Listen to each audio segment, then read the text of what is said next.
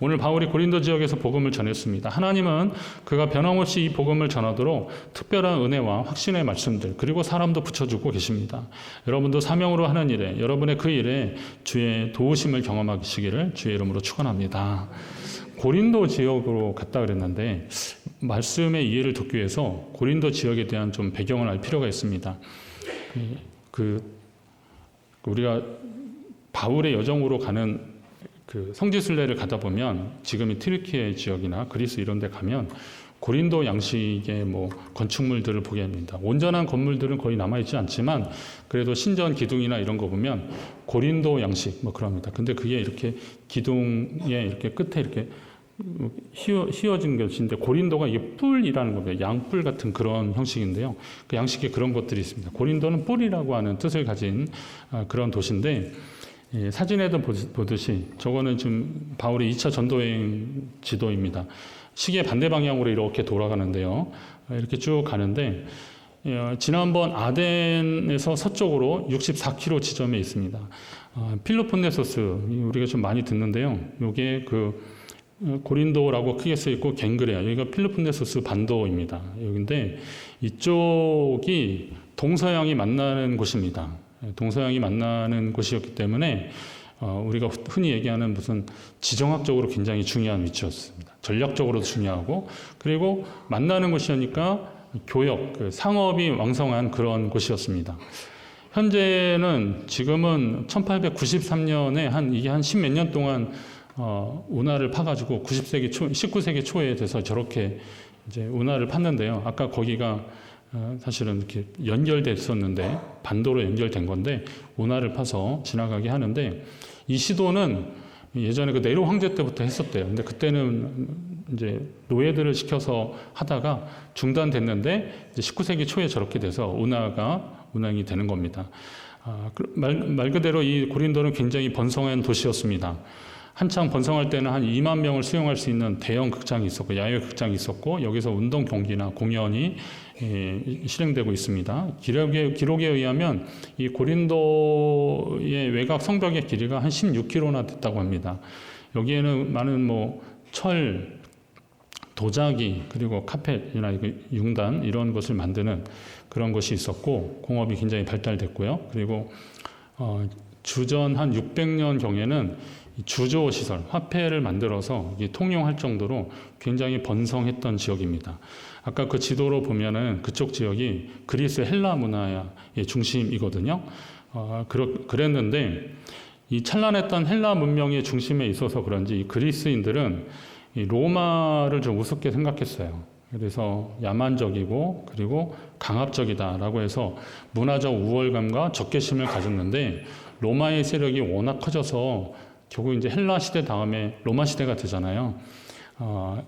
주전 한 146년 이때 아주 치열하게 전쟁을 해서 결국은 패하고 맙니다. 그래서 고린도에는 뭐 자유인이나 노예나 상관없이 하여튼 남자는 다 죽임을 당했답니다. 그리고 여인들과 아이들은 다 노예로 팔려가고 고린도는 그냥 초토화돼서 이제 폐허가 되고 말았답니다.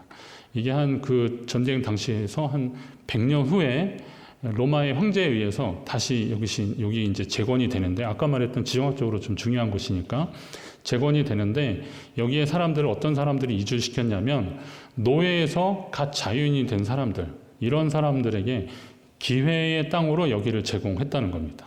예. 그리고 나중에 이제 사람들이 모여들고 계획 도시가 된 거죠. 그래서 사람들이 많이 모여드니까 원래 가졌던 그런 지정학적 위치, 전략적으로 굉장히 중요한 곳이니까 이곳에 이 아가야 전체를 다스릴 수 있는 로마 총독을 주둔하게 했고 그리고 그러다 보니까 제국 내에서 조금 더 나은 삶을 살고 싶은 기회의 땅을 찾은 사람들이 이 고린도로 몰려들기 시작했다는 겁니다.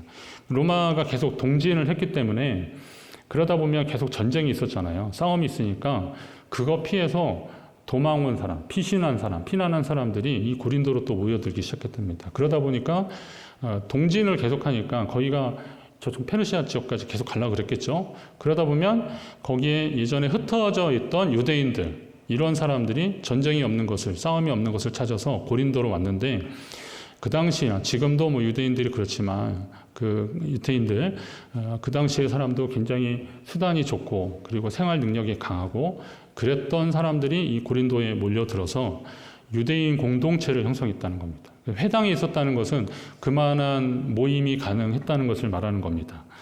자, 그랬는데 그렇지만 고린도는 말하자면 헬라 시대의 그 고린도도 그랬고 지금 로마가 지배를 하면서 총독부를 두었지만 그래도 거기도 그렇고 고대 문헌들 속에서 죄악의 도시를 상징하는 것이 고린도였다는 겁니다.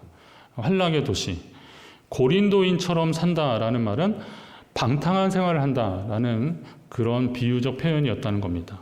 심지어 고린도 소녀다라는 것은 매춘부를 말하는 동의어로 이해될 정도였다는 겁니다. 이 고린도에는 그리스의 그 사랑의 여신 아프로디테, 이거 알잖아요. 아프로디테 신전이 있었는데 이 사랑의 여신의 신전에 수천 명의 여성 사제들이 있었는데 사실은 이 사람들이 직업적인 창기였다는 겁니다. 그래서 신전에 참배하러 갔다는 사람들이 거기서 기숙을 하면서 그 여인들과 어울리며 성적으로 굉장히 문란한 문화.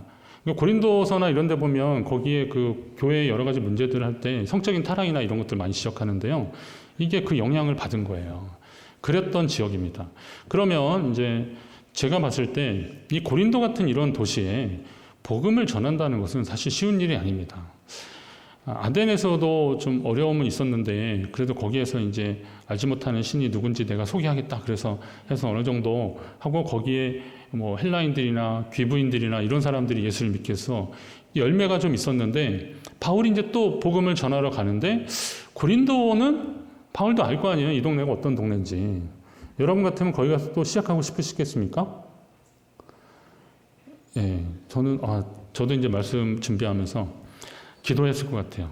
하나님, 그게 저쪽 갱그레아 지역으로 가는 곳이긴 하지만 고린도는 좀 살짝 피해서 가면 좋겠습니다. 하고 싶은 그런 마음으로 기도하지 않았을까라는 겁니다. 그러나 바울은 고린도에 들어갑니다.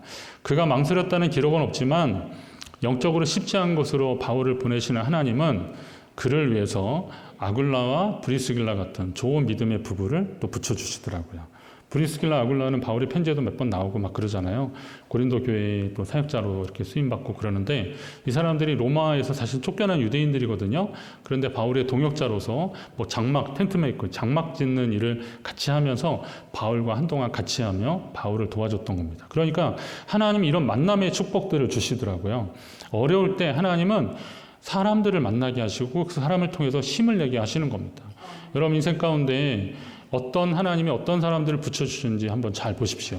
그리고 여러분의 자녀들을 위해서 기도할 때도요, 하나님, 우리 자녀들 가운데 좋은 사람들을 만나게 해달라고. 제가 만남의 축복에 대한, 축복 기도할 때 만남의 축복도 해달라고 그런 기도 하는데, 전에, 이건 제가 몇 번 말씀드렸는데, 오늘 권사님이 그 아들 가정을 위해서 기도했대요. 아들 가정을 위해서 기도했는데, 왜냐하면, 신앙생활 안 하는 아들이라서 결혼 전에는 뭐 잘 다니고 그랬는데 결혼하고서 막 이제 직장 생활하고 막 그러면서 그리고 또 이제 여러 가지 환경 때문에 신앙생활이 많이 떨어졌다는 겁니다. 그래서 그 아들을 위해서 기도했는데 어느 날 그 며느리가 얘기를 하는데 뭐 이렇게 예수님 얘기도 하고 막 그러더래요, 조금씩. 그래서 이게 뭔 일인가 했더니 그 옆집에 믿는 사람이 있었는데 이렇게 잘 사귀면서 같이 전도돼서 교회를 가게 됐다는 거예요.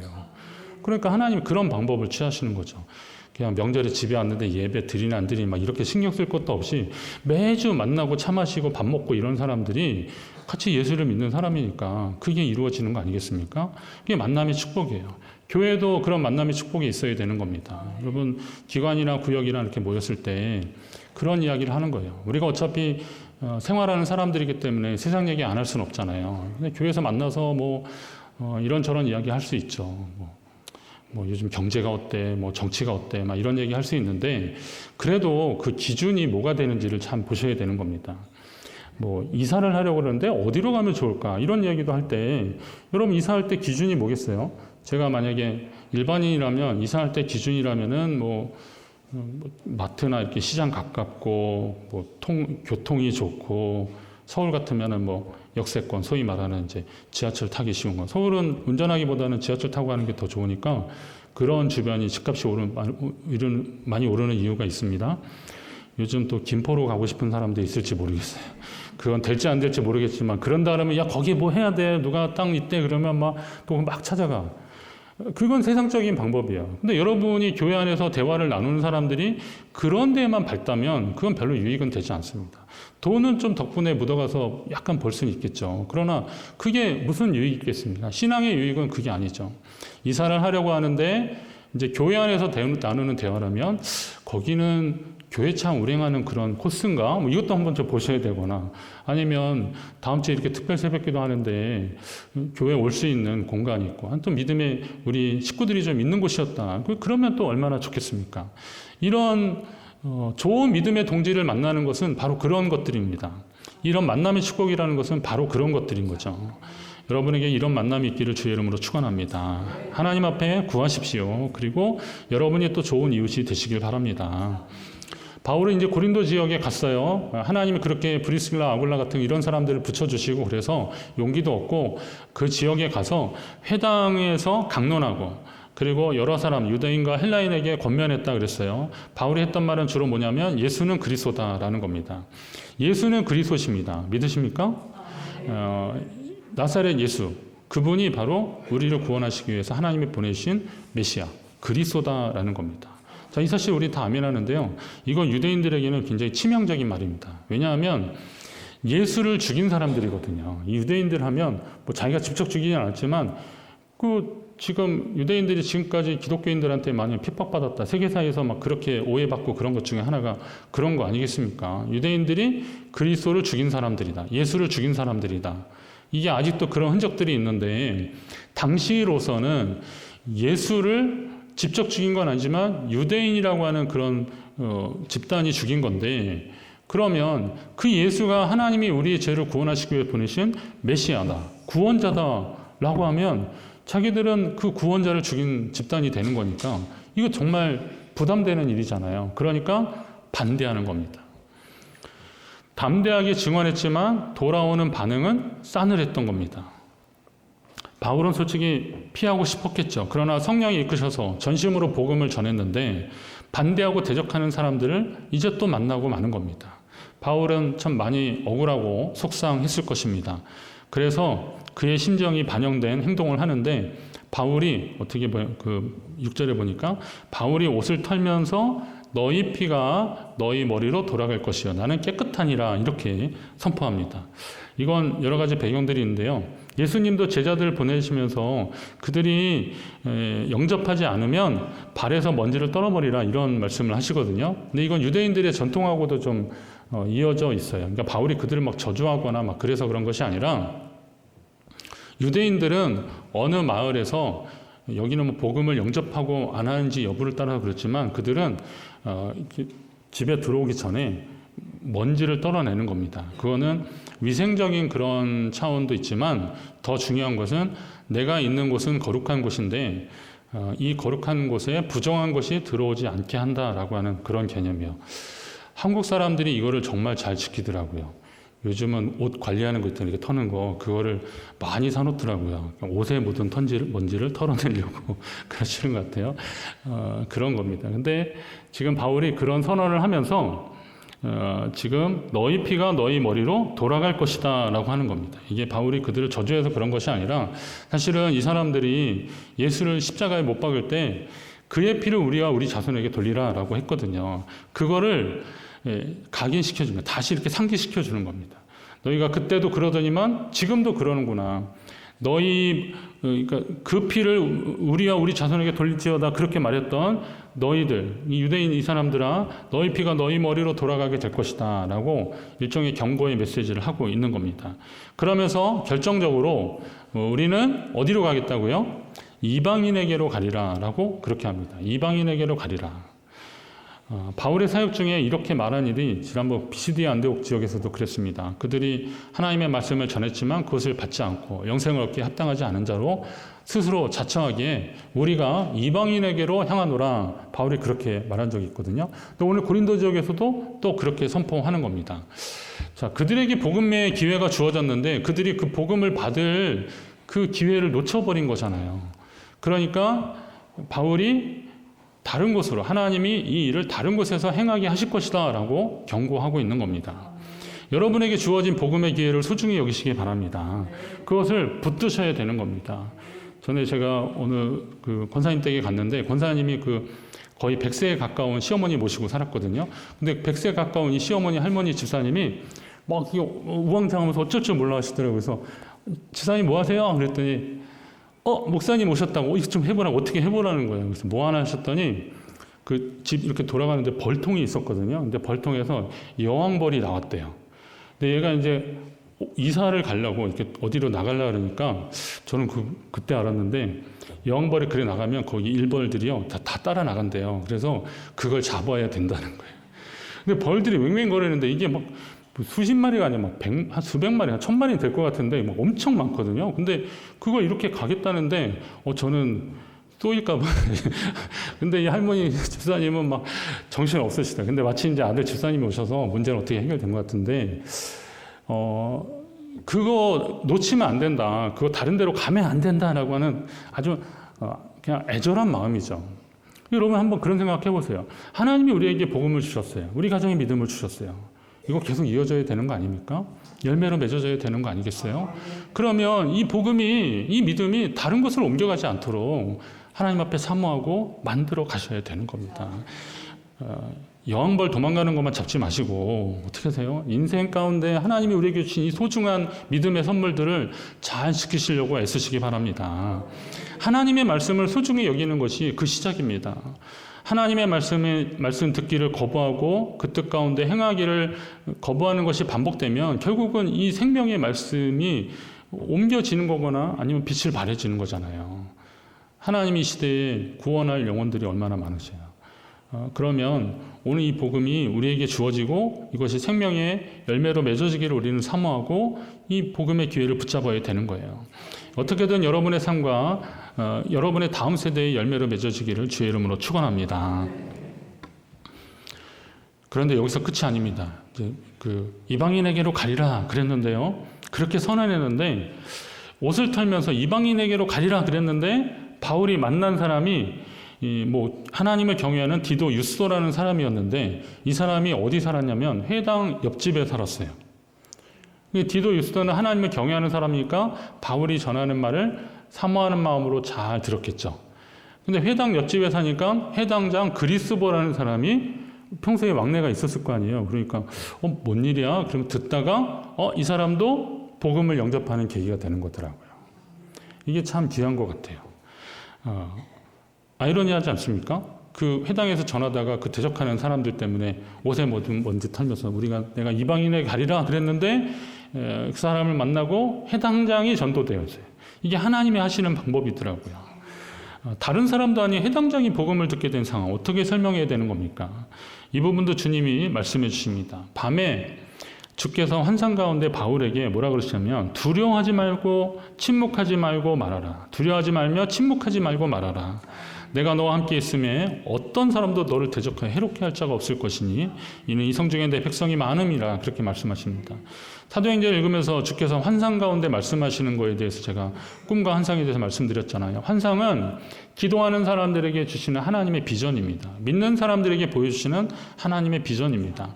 바울이 이방인에게로 가리라 라고 했는데 그냥 좀 약간 의기소침했을 수 있겠죠. 그래 고린도는 원래 또 그런 곳이니까 그럴 수도 있었는데 그러나 그는 거기서 포기하지 않고 하나님 이제 제가 좀 어떻게 하면 좋겠습니까? 라고 하나님의 은혜를 구하는 거죠. 주의 인도하심을 구하는 겁니다. 그랬더니 하나님이 오늘 지금 환상 가운데 이런 일들을 보여주시고 또 이런 사람들을 붙여주시고 그렇게 하시는 겁니다. 그러면서 하나님이 말씀하셔요. 두려워하지 말며 침묵하지 말고 말하라. 왜요? 내가 너와 함께 있기 때문에. 내가 너를 지켜줄 것이기 때문에. 크게 두 가지 차원의 위로와 격려의 말씀을 하시는데 먼저는 내가 너와 함께 한다. 내가 너와 함께 있으리라. 하나님 약속해 주고 계시는 겁니다. 하나님이 함께 하신다는 것은 어떤 대적이 와도 두려워할 것이 없다는 겁니다. 어떤 상황에서도 하나님이 우리를 붙들어 주시기 때문에 그렇습니다. 그런데 하나님이 용기를 주셔서 그 일을 해도 이 일을 잘 감당하기가 쉽지는 않습니다. 왜냐하면 침묵하지 않고 말하는 것은 많은 도전을 만납니다. 저는 하나님의 말씀을 전하는 자로서 가끔 여러 시험과 도전을 만납니다. 이 말씀을 선포하는 것이 공동체에 유익이 될까라고 하는 망설임이 있게 됩니다. 말씀을 전함으로 감당해야 할 여러 가지 저항들이 있기 때문에 그렇습니다. 만약에 교인들끼리 이자 받으려고 돈 구워주는 거 그거 하지 마십시오 라고 제가 설교를 했습니다. 이건 사실 시편에 있는 말씀이에요. 예, 이자 받으려고 가난한 자에게 돈 구워주지 말라고 이 말씀에 있는 거잖아요. 이걸 제가 얘기했어요. 그런데 어떤 분이 이 목사님이 내 얘기를 들었나 보다. 누가 또 이거를 말이야 막 그래가지고 내가 어렵다 그래가지고 해줬구만 그거 가지고 또 치사하게 얘기했나 보다. 혹시 여기 있으면 큰일 나는데 여기 계시면 근데 이 중에 만약에 그런 분이 있다 한번 생각을 해보시죠. 그러면 저를 어떻게 생각하시겠습니까? 그리고 또 마음에 안 드니까 뭐 뭔가 부정적인 얘기하면서 틀렸어 막 이런 얘기하시고 그런 거 아니겠습니까? 또 들려온 얘기에서 목사님 누가 시험 들은 것 같아요. 그래서 왜 그때 그건 절대 말을 안 하는데요. 그러면 그것이 궁금하다. 이제 왜 그럴까? 뭐 혹시 뭐가 있을까? 막 그런데 끝까지 말을 안 해요. 그럼 공동체가 되게 힘들어질 수도 있어요. 그러나 여러분 하나님의 말씀이 그렇게 들려지는 것에 대해서 감사하시기 바랍니다. 제가 지금 사도행전 말씀을 계속 하고 있잖아요. 제가 이제 사역 초기부터 어떤 설교에 대한 공부를 하고 하면서 제가 선택한 방법인데 이게 순차 설교를 하는 거예요.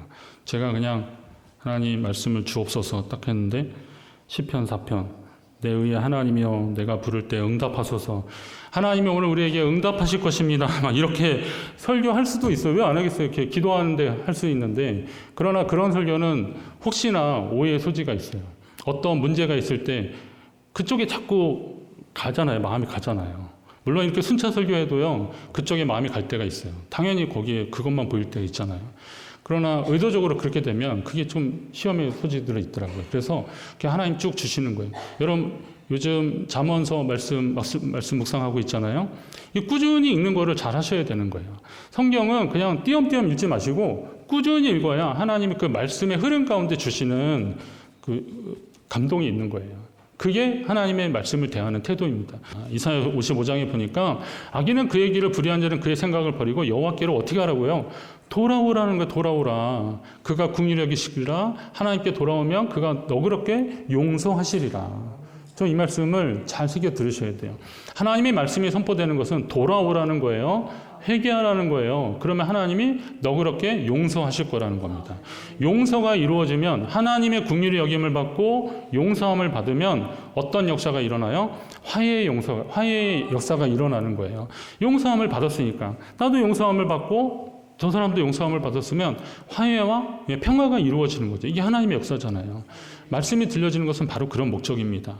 따라서 공동체가 성숙해지려면 성령께 순종하는 일이 특별한 일이 되어서는 안 되는 거죠. 자연스러운 일이 되어야 됩니다.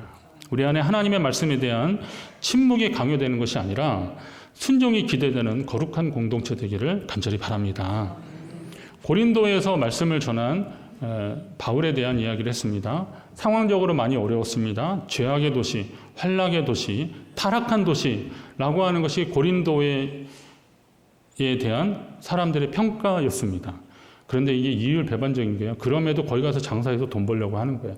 그래서 거기서 뭐 돈 될 거 뭐 있고 사람들은 그러고 있어야 그러나 우리가 접근해야 되는 방법은 비록 세상은 그렇게 말하지만 이곳에 거룩한 하나님의 말씀이 선포되고 예수는 그리스도라고 하는 복음이 전해졌을 때 여기에 세상에 왕성했던 것보다 복음과 생명이 일어나는 복음이 전해짐으로 인해서 예수 그리스도의 생명이 일어나는 일들을 우리는 기대하며 거기에 말씀을 전하는 겁니다. 그래서 하나님이 사람도 붙여주시고 내가 너와 함께하리라 그리고 이런저런 환경들을 주시는 겁니다.